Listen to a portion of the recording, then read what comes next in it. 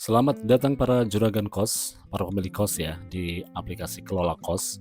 Ini adalah aplikasi keren yang bisa memudahkan untuk memanage kos Anda. Bisa lihat video demonya di sini, bisa mulai di tombol ini, atau masuk atau daftar lewat sini. Nah, ini aplikasi yang pastinya bisa untuk memudahkan memanage bisnis kos Anda. Ini paketnya sangat murah meriah ya. Untuk paket standar hanya seharga beli kopi saja. Ya, kita daftar dari sini. Di sini ada kotak dialog untuk daftar. Ini ada pilihan light mode dan juga ada dark mode. Tinggal daftarkan nama, email, kemudian juga masukkan password Anda. Kalau ingin password tidak salah, di sini ada bisa untuk melihat password atau tidak melihatnya ya. Dan kita langsung buat akun. Nanti ketika sudah memiliki akun bisa masuk lewat sini, bisa login melalui kotak dialog ini, masukkan email yang terdaftar dan juga password. Ini bisa di checklist di sini kalau ingin masuk kembali tanpa memasukkan email dan juga passwordnya. Nah, kita bisa masuk langsung melalui tombol ini, dan inilah tampilan dashboard yang premium dari Kelola Kos. Di dashboard ini ya ada welcoming untuk pemilik kos atau para juragan kos, dan di sini juga ada pilihan dark mode ataupun light mode. Ya, terserah bagaimana mau digunakan. Dan di dashboard ini ada grafik ya, ini menunjukkan naik turunnya pendapatan setiap bulannya. Ya, di sini ada fasilitas atau ada untuk total properti, total kamar, penyewa aktif, dan juga tentunya langsung update pendapatan.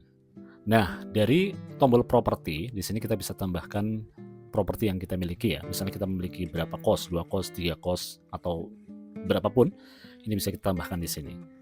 Ya, kita masukkan nama kos, alamat, kemudian berapa kamar, dan langsung saja disimpan sebagai properti.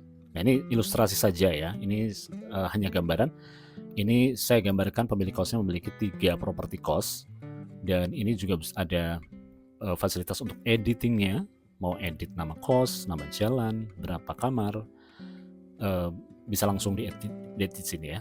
Bisa dihapus juga melalui tombol delete. Kemudian ada juga halaman kamar. Tentunya ini adalah merupakan kamar yang dimiliki di properti kos. Tinggal masukkan tambah kamar. Nah, ini karena tadi pemilik kosnya digambarkan ada 3 properti ya, jadi tinggal pilih saja untuk memasukkan kamar di properti yang mana. Tinggal masukkan nomor kamar, terus statusnya apa, kosong, terisi, atau lagi maintenance, dan kemudian ketik aja ya di sini fasilitas misalnya AC, toilet di dalam dan sebagainya, dan kemudian langsung masukkan harga dan sudah tertambah di halaman ini. Di sini ada statusnya ya, terisi, lagi maintenance, atau masih kosong. Nih, di sini juga ya, tuh.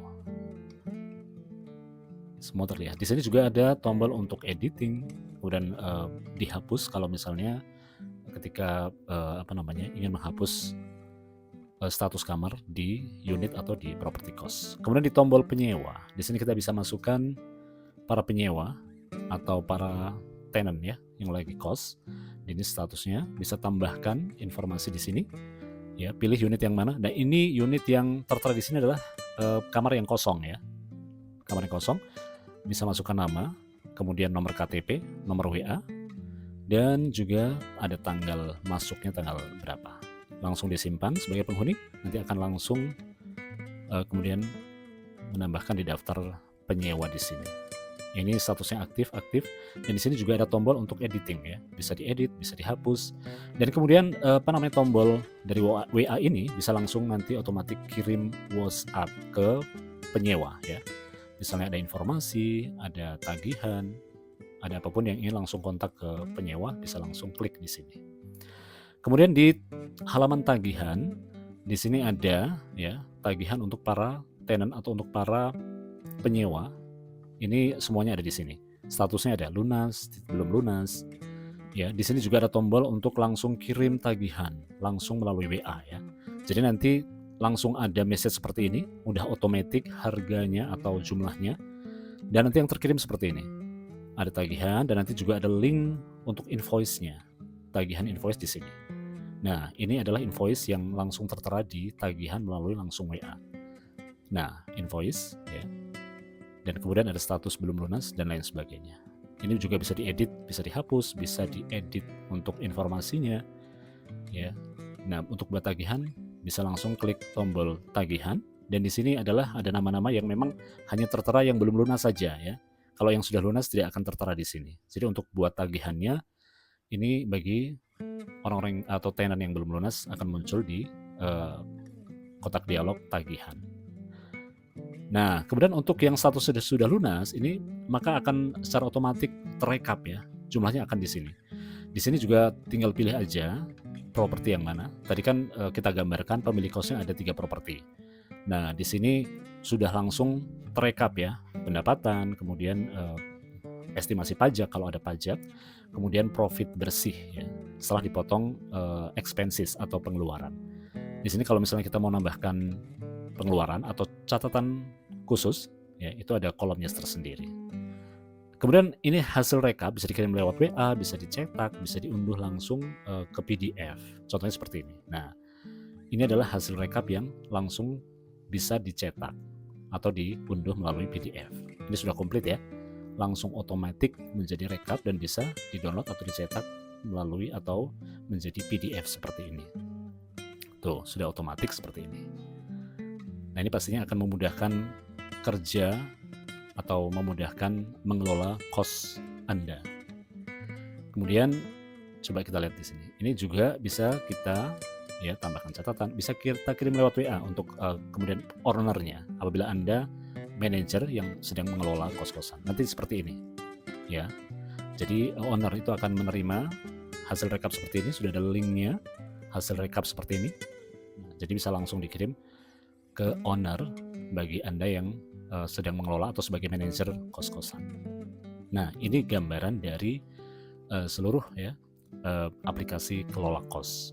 Pastinya mengelola kos, memanage kos akan jadi lebih mudah, praktis, otomatis, dan pastinya dengan era digital ini akan semakin tambah keren ya, memudahkan kerjaan. Nah, kita sekarang memasuki tutorial untuk kemudian bagaimana kalau kita memulai dari awal, dari kosong. Itu tadi kan gambaran saja ya. Kita bisa mulai dari sini, kita bisa masuk daftar di sini, kita klik saja. Kita masukkan ya nama. Nah, ini juga tadi ya, ada light mode, ada dark mode. Kita masukkan saja nama pemilik kos ya. Misalnya di sini saya ketik Roni, pemilik kosnya. Kemudian email dan masukkan password. Ini mintanya 8 karakter ya. Kalau misalnya nggak mau salah, tutup saja matanya jadi kelihatan passwordnya yang diketik. Ya. Oke, setelah diketik password, kemudian tinggal buat akun sekarang. Nah, ini pastikan nanti ada konfirmasi ke email yang didaftarkan ya. Harus konfirmasi dulu, kalau tidak konfirmasi dulu, nah seperti ini. Kalau nggak konfirmasi nanti belum bisa login. Jadi harus konfirmasi dulu, klik konfirmasi baru kemudian bisa login. Nah, untuk login tinggal masukkan email yang sudah terdaftar, password yang sudah terdaftar juga, tinggal masukkan saja. Dan kalau tidak ingin berulang-ulang, nanti kalau login tinggal klik masuk sekarang, maka diklik aja. Nah, ini adalah tampilan dashboard ya, welcome Roni, ini adalah welcoming untuk pemilik kos. Ini adalah paket yang free ya, paket yang free, ini seperti ini. Nah, masih kosong semuanya. Di chatnya juga masih kosong karena memang masih benar-benar kosong ya dari awal. Nah, kita klik properti untuk menambah properti kos. Kita tambahkan di sini ada kotak dialog, masukkan saja nama kosnya. Misalnya kos Jakarta. Kemudian alamat.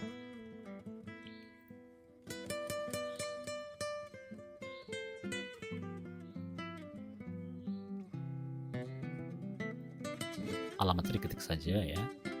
Misalnya, ini misalnya pemilik kos di Jakarta. Kemudian ada kapasitas. Ini misalnya berapa pintu kosnya? 25 pintu misalnya ya. Nah, ini sudah masuk dalam daftar properti ya. Nanti ini unlimited ya bagi yang pilih package premium. Kemudian di sini ya. Dan lagi-lagi ini adalah merupakan yang standar. Nah, kita masuki ke halaman kamar, kita tambahkan kamar. Ini pastinya ada pilihan ya, kita tinggal pilih propertinya dulu. Kemudian kita masukkan nomor kamar. Dan Ini statusnya. Nah, perlu diingat ya nanti kalau misalnya memang dari awal kita statusnya bikin kosong semua, jadi nanti biar bisa diedit semua yang untuk memasukkan data penyewa. Fasilitasnya ada apa aja, misalnya toilet dalam, AC dalam, ya misalnya. Dan ini tarif ya untuk harga kos kamarnya berapa. Ini nanti akan otomatis muncul di rekap dan juga akan otomatis muncul di tagihan. Nah seperti ini ya. Toilet dalam, fasilitas ini harganya, statusnya kosong, dan kemudian bisa diedit. Tambahkan penghuni lagi, atau yang penyewa. Ya, seperti yang tadi.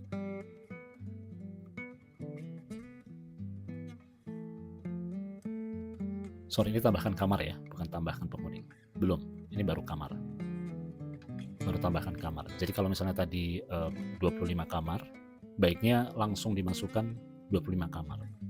Dan ingat statusnya awal itu kosong semua, biar bisa diedit untuk daftar atau data penyewanya nanti. Nah ini saya kasih contoh 2 aja ya. Langsung kita masuk ke halaman penyewa. Ini masih kosong.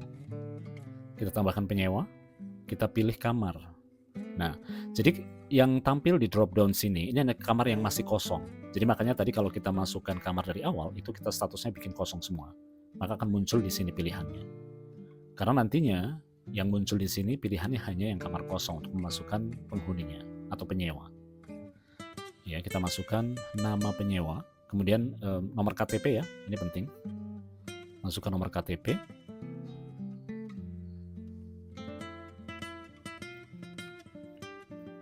Nomor KTP harus harus benar karena ini merupakan data yang akan tersimpan di database nanti ya. Kita masukkan misalnya nomor KTP-nya ini.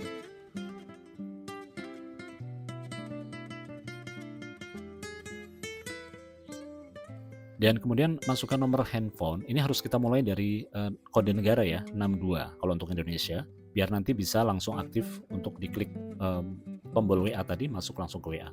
Ini kita masukkan tanggal masuk. Di sini ya, kita masukkan langsung diklik aja. Nah, ini sudah masuk data penyewa. Nah, di sini tertulis aktif. Maka kalau di sini sudah aktif, nanti kita lihat di kamar ini akan langsung berubah menjadi terisi ya. Karena memang kamarnya sudah terisi oleh penyewa yang tadi kita masukkan datanya. Kemudian kita tambah lagi penyewa. Nah, ini yang muncul cuma 1. Karena kalau misalnya kamarnya sudah tersewa, maka tidak akan muncul lagi di kotak dialog ini ya. Untuk menghindari salah input data. Nah, kita isi lagi data penyewa. Misalnya namanya Dian.